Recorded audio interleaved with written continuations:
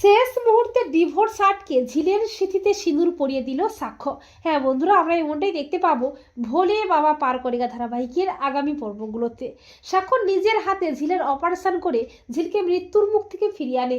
ঝিল অভিমান করে সাক্ষ্যর বাড়িতে না গিয়ে বস্তিতে নিজের বাড়িতে মায়ের কাছে যায়। সাক্ষ্যর উপর অভিমান করে ঝিল সাক্ষ্যকে ডিভোর্স দিতে রাজি হয়ে যায়, কিন্তু সাক্ষ্য নিজের অজান্তে মনে মনে ঝিলকে ভালোবেসে ফেলে, তবে ঝিলকে সেটা বলতে পারে না। এরপর সাক্ষ্য ও ঝিল যায় কোর্টে ডিভোর্সের জন্য। উকিল সাক্ষ্য ও ঝিলকে বলে ডিভোর্সটা কি করাতেই হবে, আর কোনোভাবেই কি একসাথে থাকা যায় না? তখন ঝিল বলে না, তার সম্ভব নয়।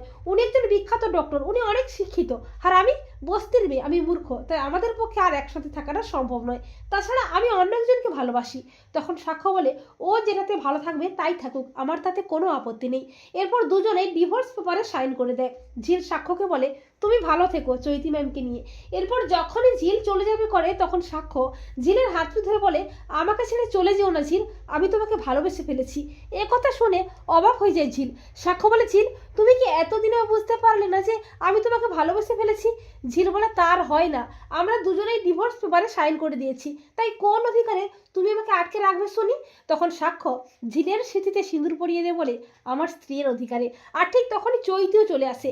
এই দৃশ্য দেখে চৈতির থোঁতা মুখটা একেবারে ভোতা হয়ে যায়। তো বন্ধুরা, তোমরাও এটাই চাও তো যে শেষ মুহূর্তে ডিভোর্স আটকে ঝিলের স্মৃতিতে যেন সিঁদুর পরিয়ে দেয় সাক্ষ্য? কমেন্ট করে এক্ষুনি জানিয়ে দাও তোমাদের মতামতটি।